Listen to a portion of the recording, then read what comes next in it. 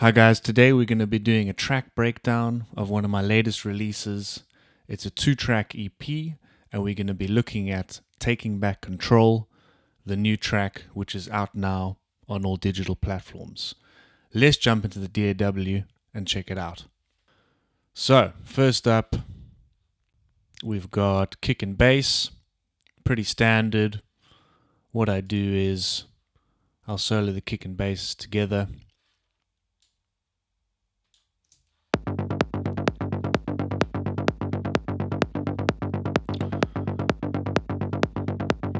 So this is the filtered kick and bass section.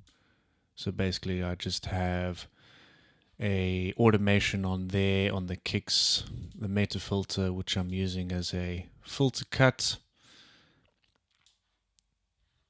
which goes into this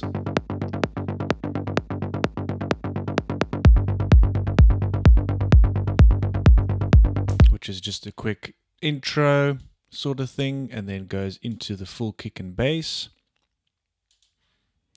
And for my kicks within Cubase, I'm using the groove agent and from there I set up, load in your samples, and from there it's basically like a drum machine type thing. From there you have a lot of control over the parameters. I pushed up a semitone, chopped out this section of the track's waveform.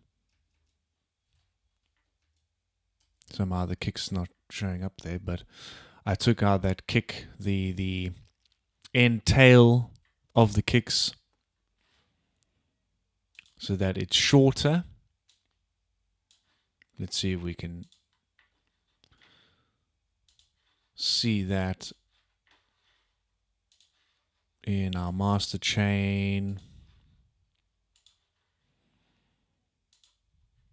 So basically made the kicks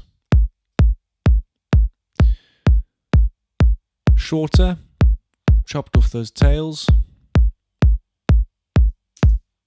because I didn't want too much bleeding into the bass and causing any phase issues. So together with the bass,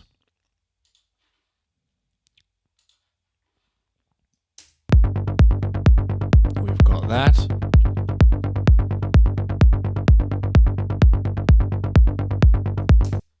So here's the bass line. Let me just mute that, play the bass line. Our bass line comes in there. And then when you add the kicks in,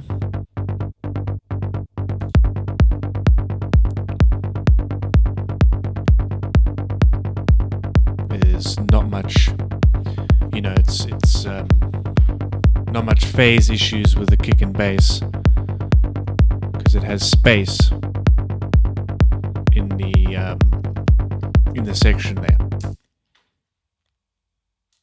Moving on.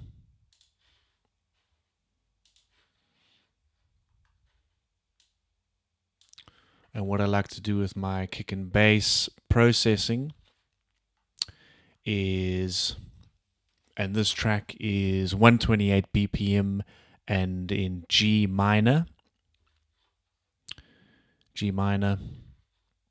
What I like to do is use parallel compression on my kick and bass, which I actually have another video of that you can go and check out. I'll link it in the description. So with the kick and bass within Cubase, you create a group or effects track. On the effects track, you put your compression, and then from there, you send in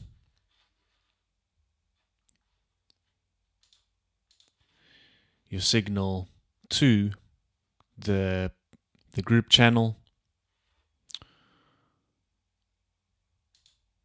with the kicks and the bass, and then basically from here you get that parallel compression added sort of weight for on the kick and bass. And I have just minus 4 dB gain reduction.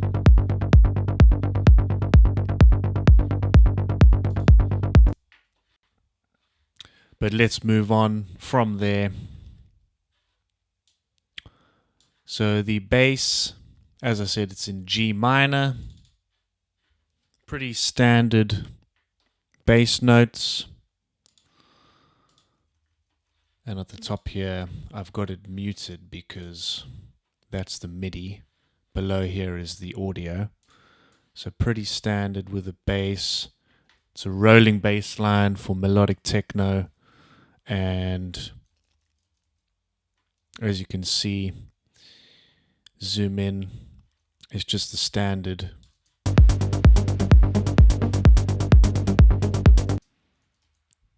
rolling bass line, G minor. And a good thing to do with your bass is create these little gaps here in between the MIDI so that the bass doesn't sort of have too much of a tail, and it gives you that that kind of, you know, just rolling effect instead of having a wall of bass sound. So good tip to know. Little gap in between the MIDI there, and you can obviously, you know, make it, you'll have to test it out, make it shorter or longer, however you like it. Moving on from that,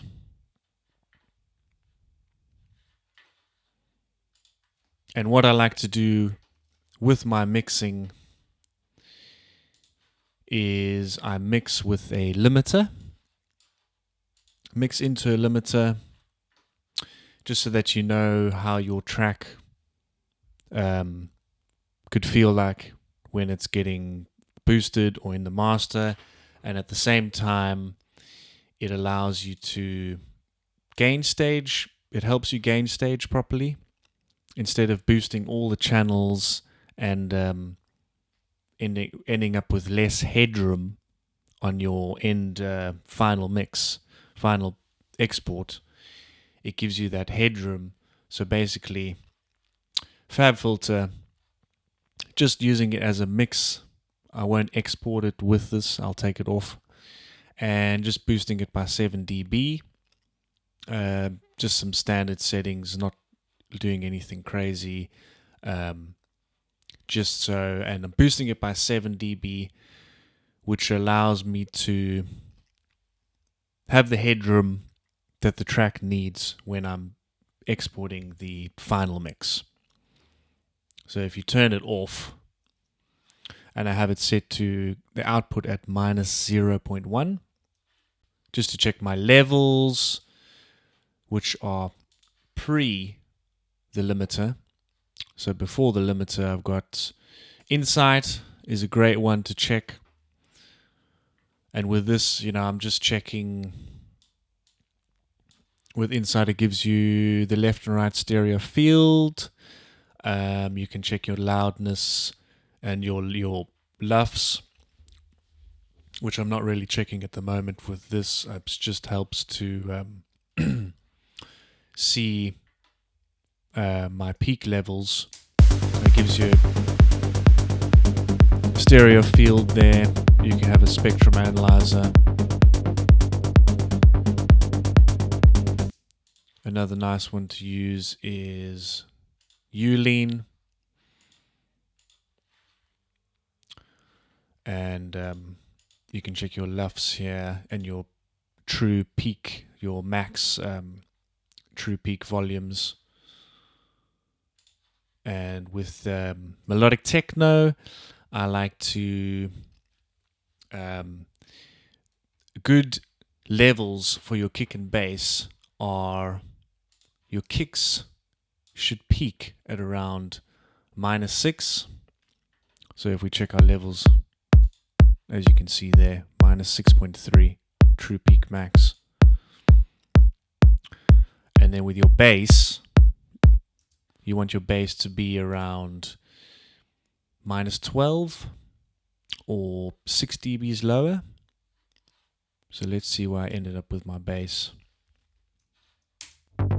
You see the true peak. As you can see there, -12, -11.4. In terms of balancing your kick and bass levels for melodic techno. Because then together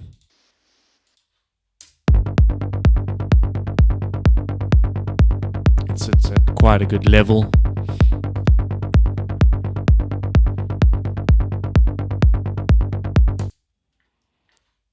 So Ulean, free plugin, great for just checking your levels. So let's move on. So we have in acid ARP, which is this sort of, I had this uplifting acid sound. Serum 2.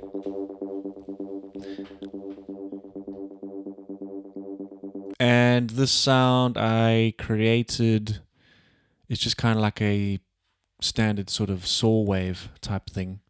2 oscillators. And then to get the stereo width, I panned each one left and right, as you can see there. Added just some effects, EQ, a bit of a filter, ladder, and yeah, it just gave me like this wider sound. Just close that.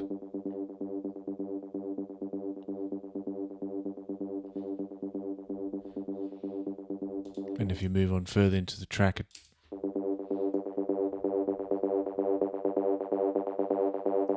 automation added to the uplifter.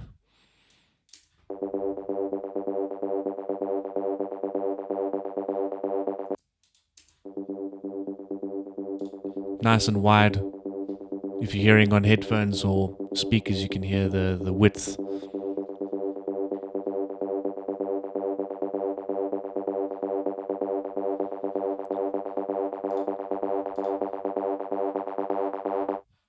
And that's in ARP mode, I believe.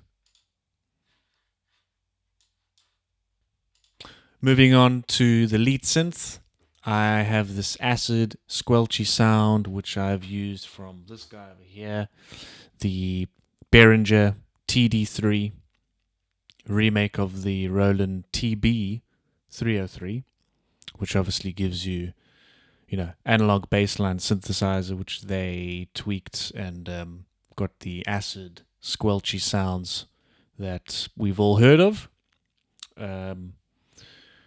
Very simple, monophonic synthesizer. And I've also done another video on how to create the acid sound, which I'll also link in the description. You can check it out. But for this one, I've created the synth, which sounds like this.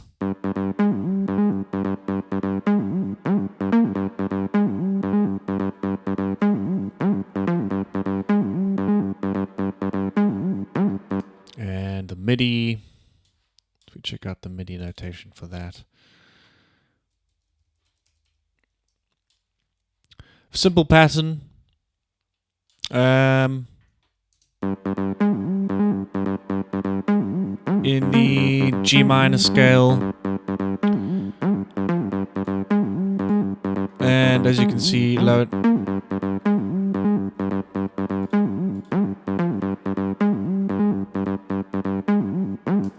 So to trigger the portamento, I've got some glide as the MIDI glides over. As you can see, these notes here gliding into the next ones, which gives it that, sort of wobbly sound.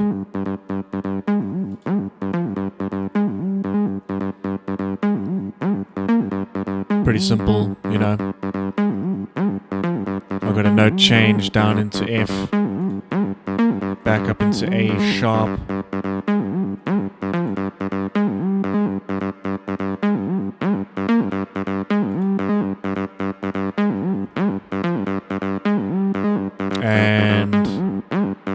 Also got some velocity changes here for some of the notes, just to emphasize some of them.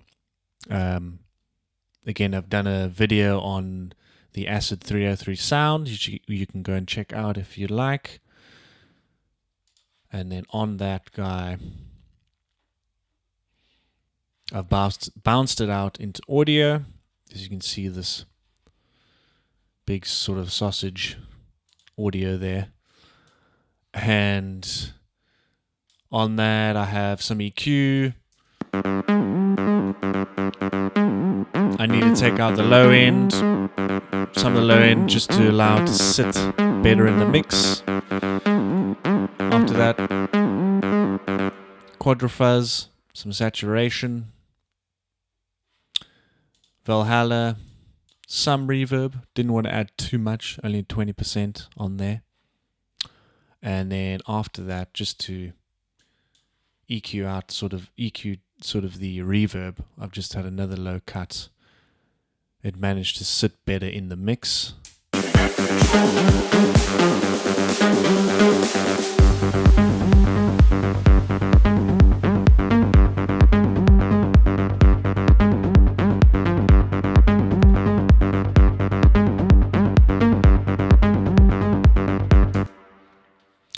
Yeah, that's a Steinberg Quadrafuzz V2, some saturation.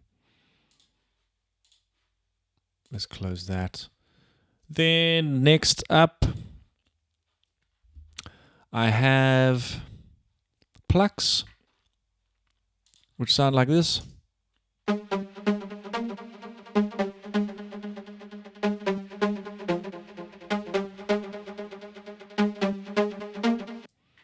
And the Plucks I'm using Serum 1.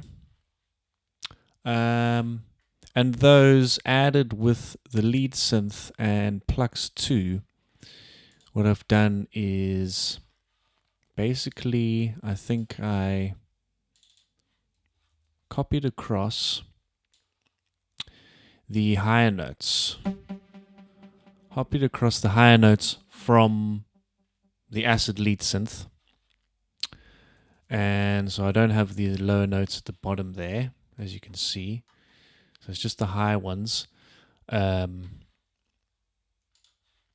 done that for my first pluck and the second ones. So if you go into the second plucks, which I have just the high notes, which help just emphasize the lead. So obviously, if I select all the MIDI together,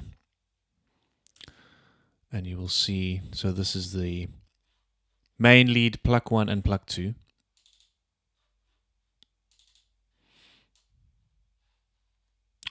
And you will see this is all the stuff they're in the same key, and obviously the Acid one, I have the lower notes there. And when you play them all together, the plucks help emphasize the main lead. Let's play it from there.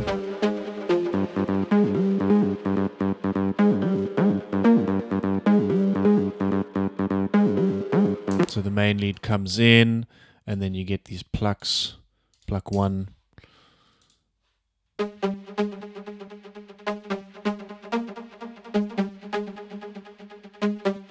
Pluck 1, and then pluck 2 is this.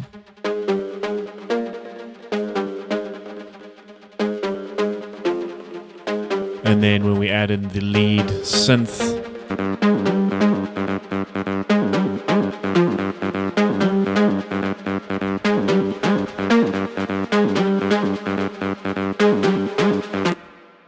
you get that sound, emphasizes the lead. Great way to enhance your main leads is to just copy, across from the main MIDI, and just, literally copy it into another sound, and have that sitting in the background. You can have it, sort of low in volume. So from here, Those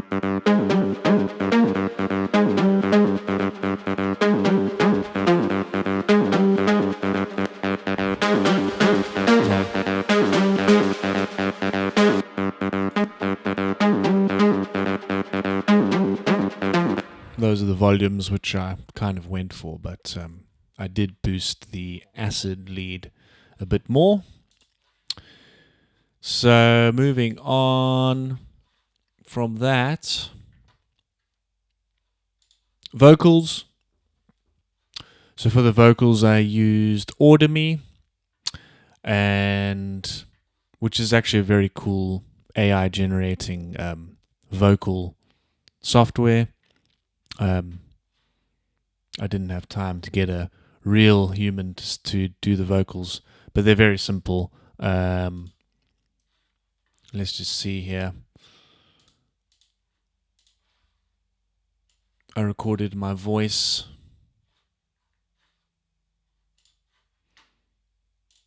Taking back control. We're taking back control. Taking back control. We're taking back control. And taking... That turned into this.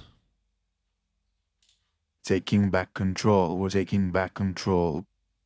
Taking back control. We're taking back control. Oh, there was another version. Taking back control.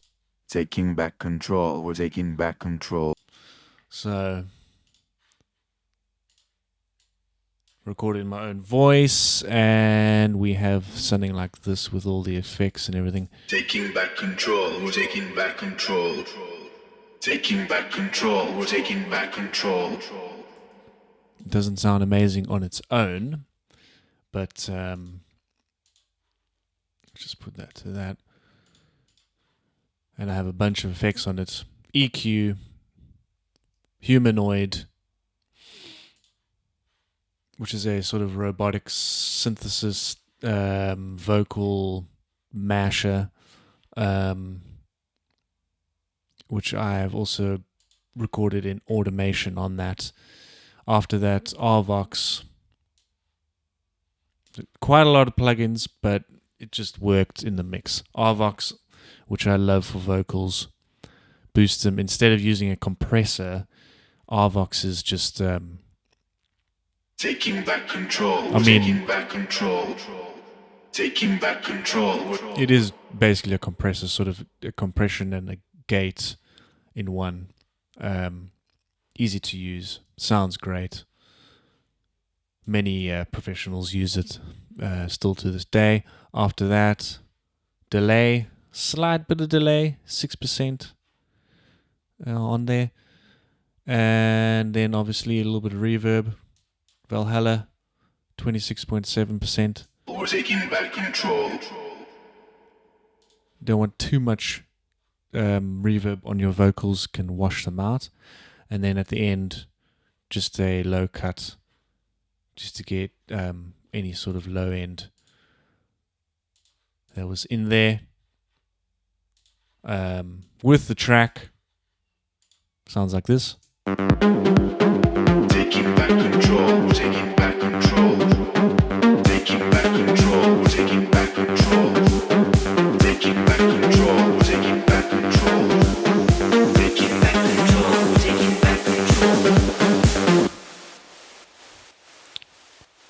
So simple vocals, they just worked. Sometimes you got to use AI every now and then, but only for vocals. I won't cheat with anything else with AI. Moving on. Pads, simple pads. Not much going on there. I think I just recorded in, sort of GF, GF, G1.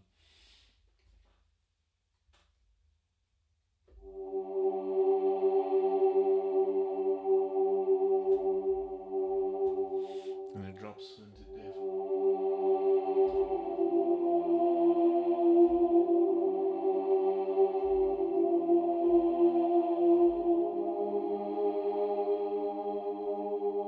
Could play it on there.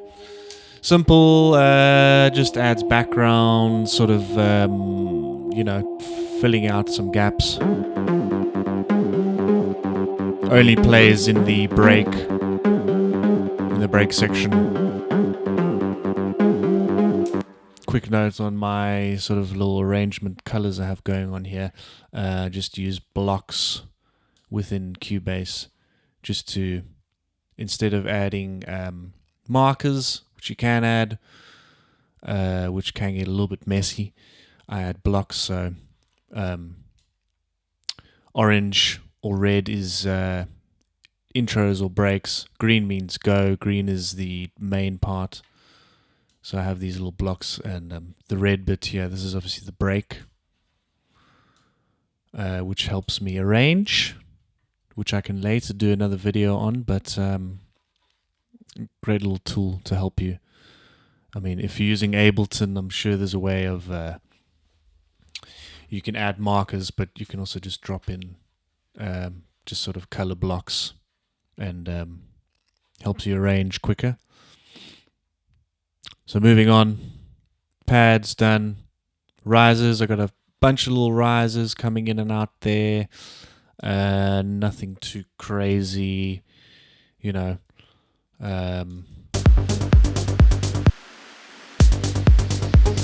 risers obviously add, emphasize drops and intros and outros.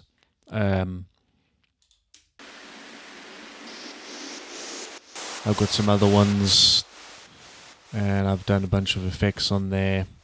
Kickstarter, which gives it that sort of gated sound, and some reverb on there. Another one which I created myself in Serum. Well, I've taken a preset and recreated it. Let's see what I've done there.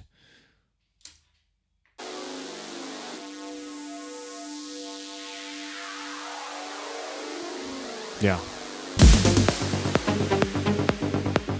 Just another sort of rising, uplifting thing. Moving on. Crash with a effects crash behind it. Which is basically just a crash and a impact sound I found in a sample bank. My impact sound has a EQ.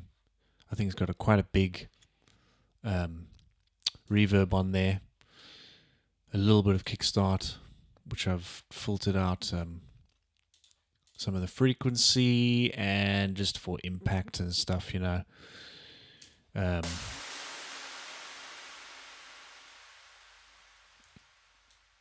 nothing too special there.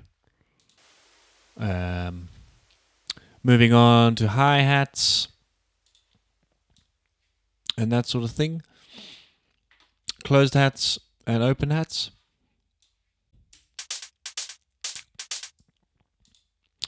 For my drums, I use a Groove Agent sampler. Throw in a bunch of samples in there, and I can change them. I've fine-tuned this one. You can change pitch it up and down, chop off the tail end if it needs to be chopped, and it helps you fine-tune your drum, your hi-hats and stuff. Nothing too crazy.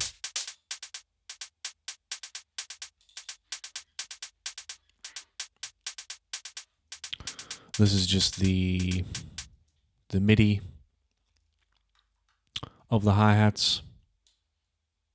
It's actually just triggering one MIDI note. This is just so that it plays all the samples, but it's actually just one sample.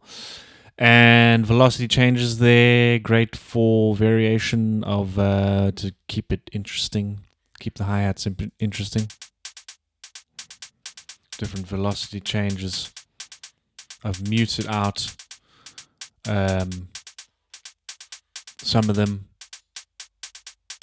Oh, let's go back there. And with the open hat standard, pretty sort of standard. A little bit of groove in the hi-hats there. Snares, also use Groove Agent sampler, and change the pitch it up a bit. I just see where it was. I don't think I use much snares in this. Snares only come in at the end.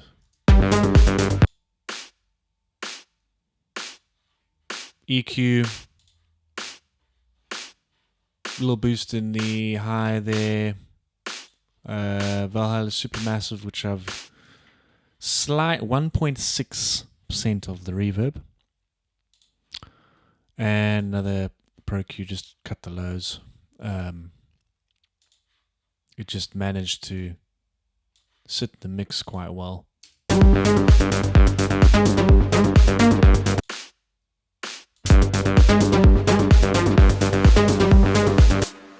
Moving on, snare break, which are these snare rolls.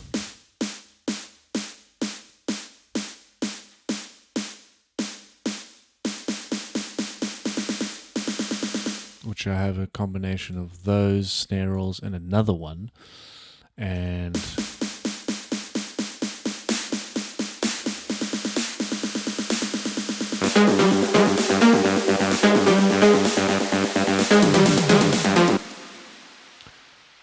which are your, classic sort of snare rolls for techno, melodic techno. And what I did was just create these ones with a MIDI pattern. The top is actually just one sample it's playing there, not all of those. And I have a bunch of effects on there, EQ, some EQ, cut the lows again, just help sit in the mix. Wider, polyverse wider, just to boost them. The stereo width, Valhalla, reverb, and Soothe 2, which I just tame the harsh frequencies there. And then so together with the second one, which I basically just duplicated, and the second one, which is a lot louder, I boosted it using, it's a little bit wider, I think, and I boosted the signal with Cramit. It's a free plugin with it's sort of OTT type of thing. Really great, it's a free plugin. Check it out. By Sixth Sample. Great little plugin. Boost the signal, turn it off, turn on.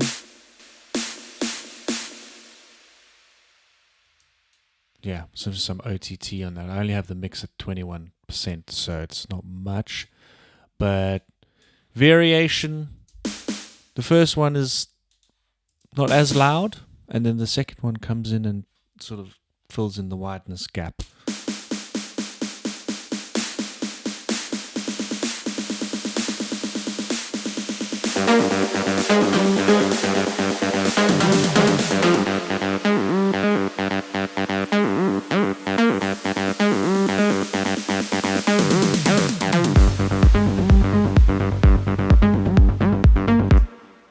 And then moving on, we have toms, which I did quite a lot of processing and finding these toms, but they're basically toms, which I've again using a sampler from a sample pack. Put on some tape saturator on that. Change the semitones. So I have two of them, And then I did some automation, which I panned the one left and right.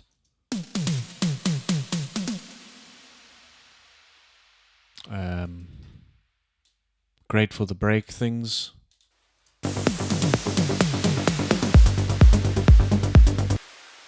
Another one here. You know, simple hits, tom hits for it's just sort of 3 notes they're playing. Simple for like a techno breaks. A whole bunch of them. Really cool with this build up.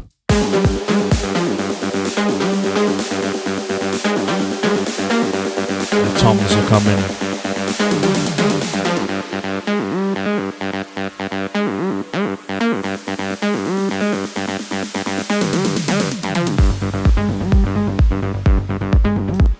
And then I automated the... Let's see, what did I automate? I automated the pitch of this guy, I think I did.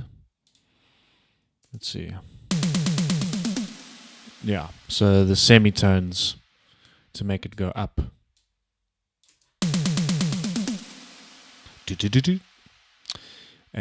Sort of gives it a more natural kind of feel. Well, give some variation and lift the sort of break there. So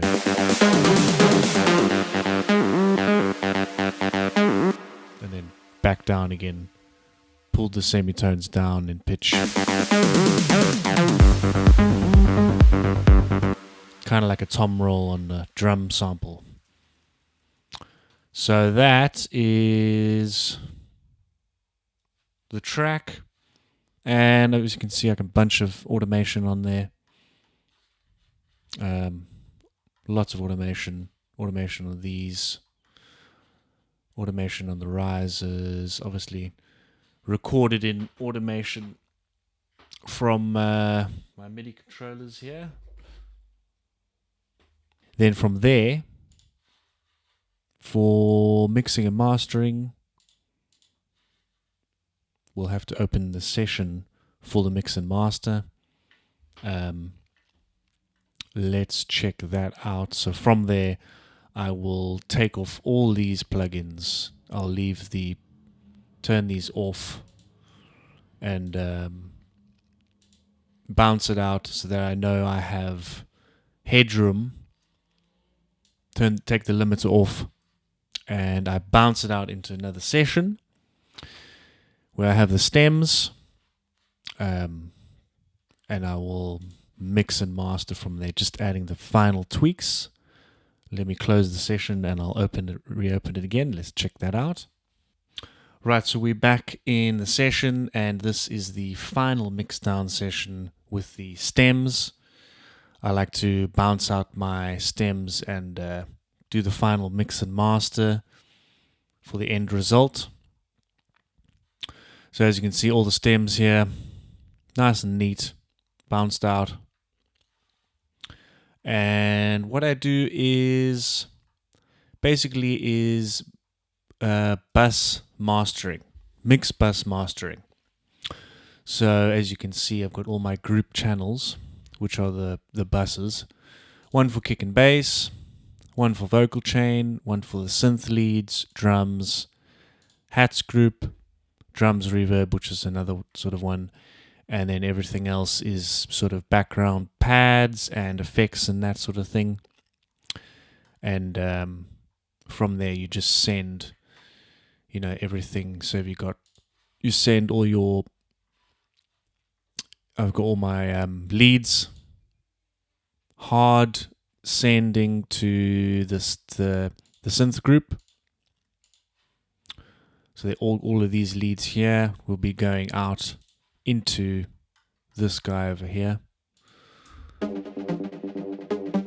and then from there you have processing on there. I won't go too far into detail, So, mainly what I'm using is Pro L2 to boost the volumes. And then, with kick and bass, I've added Soothe 2, which is another technique for taming the kick and bass, which sort of glues it together, and taming the harmonics so they don't go too far, that they don't sort of peak out too much.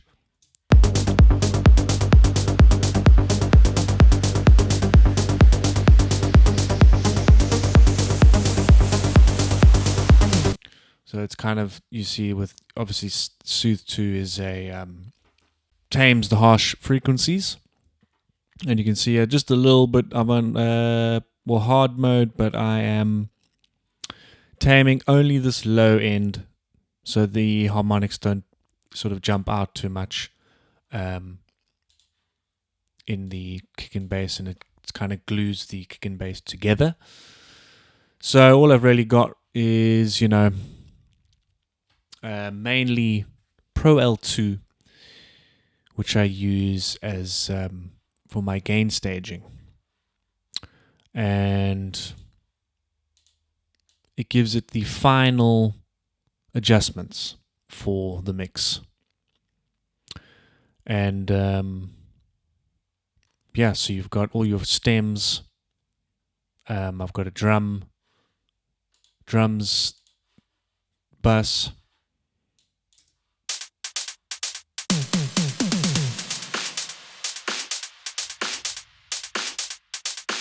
with all the drums going to that, and then from there, obviously, everything else funnels into the master bus chain.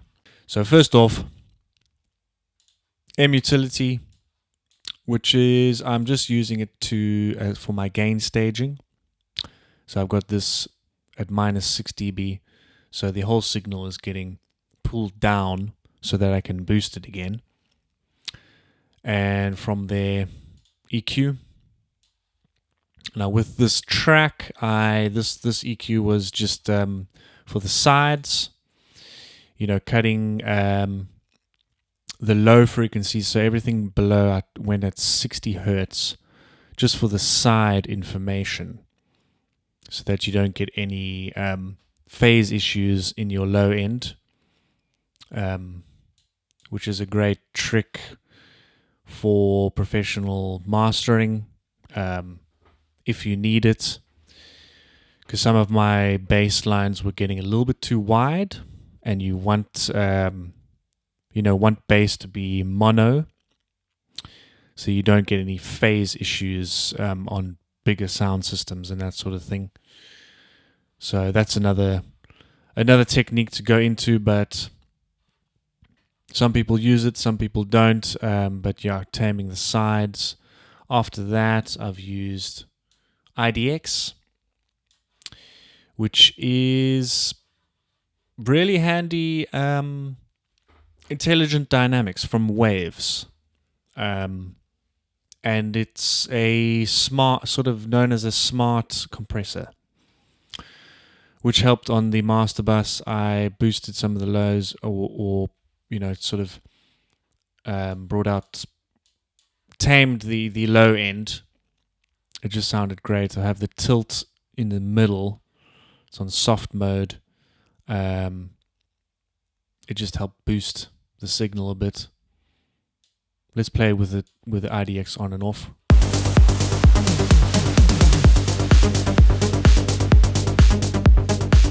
So that's off. I'll turn it back on.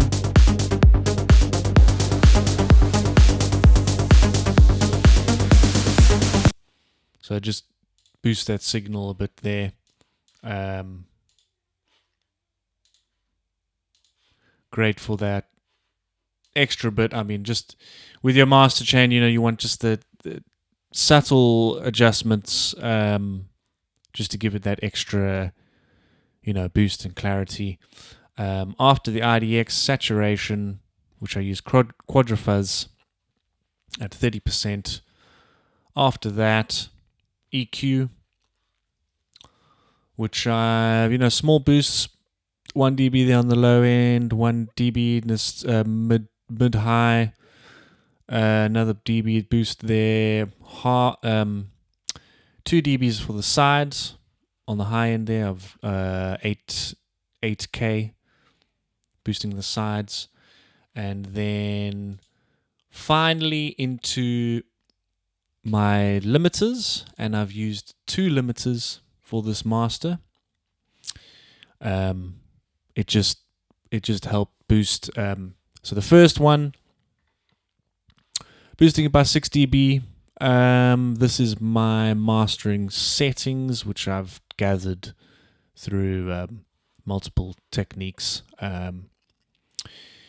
and we'll play it through and basically tax very late. It's not killing all the transients. Super quick release. Channel linking off. True peak is off 16 times. Oversampling. Dithers off on that one. And for the first compressor, first limiter, I've had -1. So the output is at -1.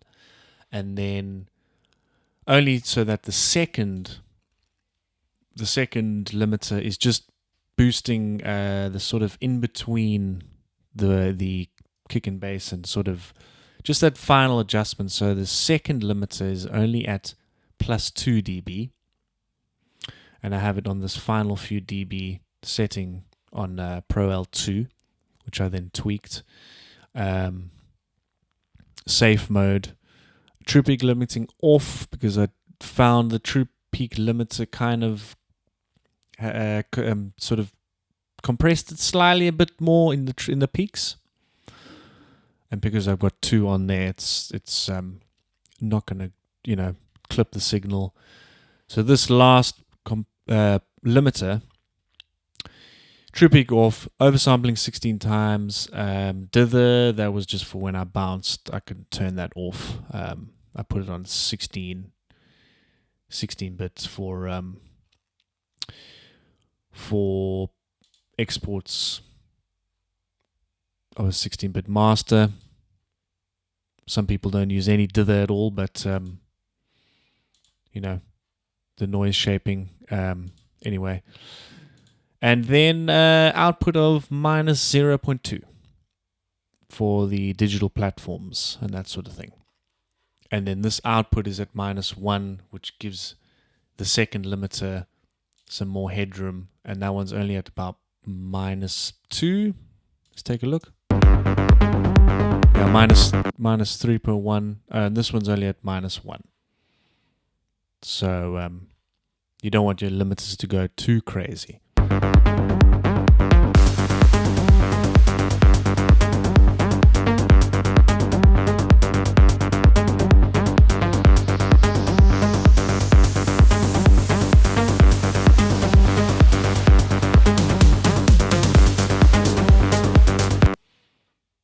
So as you can see, when those breaks come in, it just, gain reduces them just in the break parts.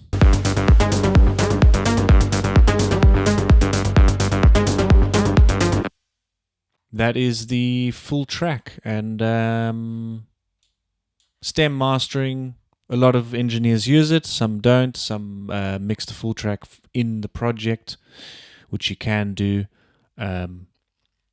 I find the stem mastering, you can really get some good levels out of the full project, and as long as you gain stage right, you can really get a good master. And then with that, let's see if I add the Ulean loudness meter at the end. Let's see where our levels are at. Let's play it in the busy section.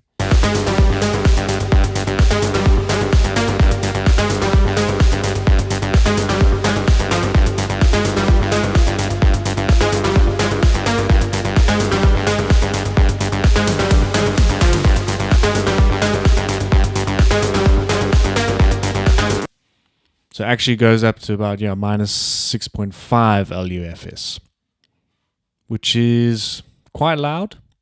I mean, some EDM goes to like minus 4 LUFS. But anyway, that's where it's sitting. So that is Taking Back Control with the acid squelchy lead synths. And if you want to learn how to create the acid 303 squelchy lead sound, I will link a video above, and you can check that out, also in the description. So that's the track from my new EP, my 2-track EP, Taking Back Control, and it's out on all digital platforms. It's actually been released on my own label, which you can check out, Adjustable Records. So it's kind of like a self-release, but on my own label. Let me know what you think of it in the comments. Other than that, keep well, and like the video, subscribe if you're new here, and I'll see you in the next one. Peace.